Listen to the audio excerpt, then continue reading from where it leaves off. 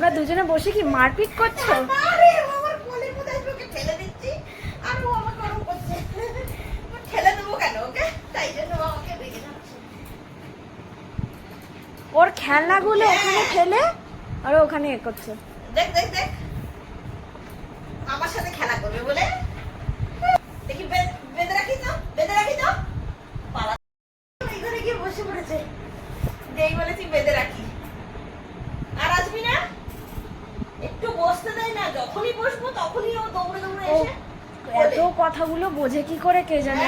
দেখ আমি যেই বললাম দড়ি দিয়ে বাঁধবো সেই পালিয়ে গিয়ে ওইখানে গিয়ে বসে আমাকে দেখছে। নিয়ে যাও ওর কাছে, দেখো কি বলে। বলে মানে করে। এই সেই পালিয়ে গেছিস কেন এখানে? সামনে যাও। পালিয়ে গেছিস কেন? আয়